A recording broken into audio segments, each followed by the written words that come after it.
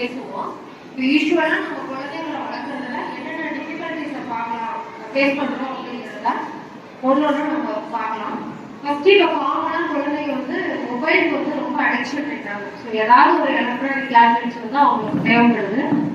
காமனாக இருக்கிறது வந்து மொபைலு, டிவி, ஐபேடு அந்த மாதிரி.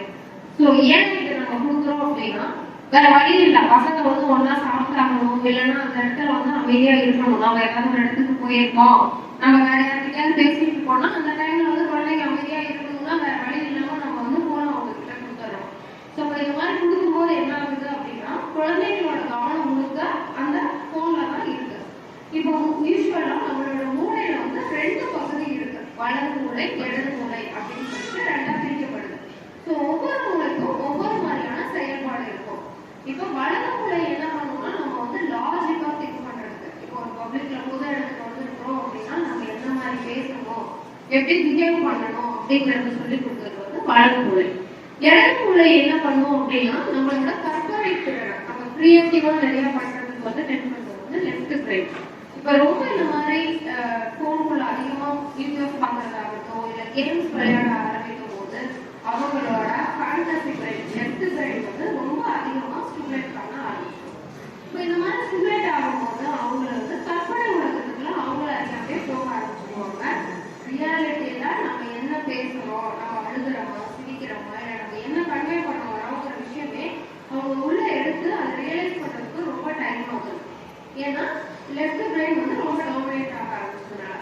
இப்போ நம்ம ரைட் பிரெயின் நல்லா டாமினேட் ஆனோம்னா சொசைட்டியில என்ன பண்ணணும், கணக்கு நல்லா வரதாகட்டும், இல்லை ஒரு விஷயத்தை நம்ம கன்வே பண்ணணும்னா புரிஞ்சுக்க ஆரம்பிக்கும். நிறைய பேர் நம்ம என்ன சொல்லுவோம், என்ன சொல்ல உடனே குழந்தை புரிஞ்சுக்க மாட்டேங்குது, அது பாட்டுக்கு அப்படியே உட்காந்து வேடிக்கை பார்த்துட்டு இருக்கு அப்படின்னு காமனா எல்லா இடத்துலையும் சொல்லுவாங்க. அதுக்கு மிக முக்கிய காரணம் வந்து போன் தான்.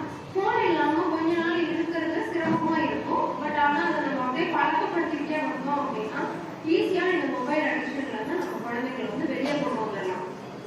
அப்ப டிவியே பார்க்க கூடாதா அப்படின்ற ஒரு விஷயம் வரும் இல்லைங்களா?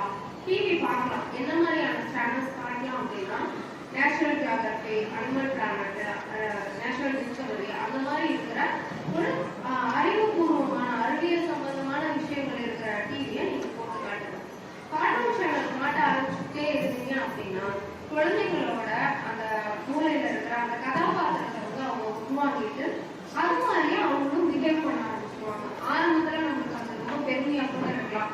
இவங்க மாதிரி சின்சன் மாதிரி பண்றாங்க, ஸ்பைடர் மேன் மாதிரி பண்றாங்க அப்படின்னு சொல்லிட்டு நம்மளுக்கு அது ஆசையா இருக்கும். பட் ஆனா நம்ம என்கரேஜ் பண்ணிட்டே போயிட்டே இருந்தோம்னா நம்ம குழந்தைங்களோட படிக்கிற திறனை அது வந்து ரொம்ப ரொம்ப பாதிக்கும். ஸோ அதனால முதல்ல முடிஞ்ச அளவுக்கு டிவி போன் இல்லாம வளர்க்கறதுக்கு நம்ம முயற்சி செய்வோம். அப்ப இந்த ஈவினிங் டைம்ல வந்தாதான் அவங்க ஃப்ரீயா இருப்பாங்க. அப்ப நம்ம எப்படி என்கரேஜ் பண்ணலாம்னா வெளியாட சொல்லி வெளியே அனுப்பிச்சுடலாம். இப்போ குழந்தைங்க எல்லாம் வெளியே விளையாடுறதையும் நம்ம பாக்குறது வந்து ரொம்ப அரிதாக இருந்துச்சு. ஏன் அப்படின்னா வந்தோடனே அவங்க வந்து கொஞ்ச நேரம் போன் பார்க்க ஆரம்பிச்சுறாங்க, என்ன டிவி பாக்குறாங்க. ஸோ அந்த விளையாடுறது இல்லை அப்படிங்கும் போது சூரிய ஒளியில இருந்து கிடைக்கக்கூடிய நேச்சுரல் விட்டமின் டி வந்து குழந்தைங்களுக்கு வந்து ரொம்ப இல்லாம போகுது. அதனாலதான் காமனா குழந்தைங்க வந்து இந்த கை கால் வலி, உடல் சோர்வு, தலைவலி இதெல்லாம் சொல்றாங்க. இதுக்கு ரொம்ப மிக முக்கிய காரணம் வந்து சத்து பற்றாக்குறை. அதுல மிக முக்கியமான சத்து வந்து விட்டமின் டி. சூரியனே நம்மளுக்கு பார்த்து இலவசமா வளரும் போது நம்ம ஏன் வந்து குழந்தைங்களை வீட்டுக்குள்ளேயே வச்சு அதை கிடைக்க விடாம நம்ம தடுக்கிறோம். ஸோ அதனால வந்துட்டு ஒரு 1 hour வெளியே விளையாடுறதுக்கு நல்லா அனுப்புங்க. இந்த மாதிரி விளையாட போகும்போது தான் அவங்களுக்குள்ள ஒரு குழு மனப்பான்மை வந்து டெவலப் ஆகும். ஒரு குழந்தையோட இன்னொரு குழந்தை வந்து அனுசரிச்சு போறதாகட்டும், ஒரு லீடர்ஷிப் குவாலிட்டி, மற்றவங்களை எப்படி வழி நடத்தலாம் அப்படிங்கிறதெல்லாம் அப்பதான் டெவலப் ஆக ஆரம்பிக்கும்.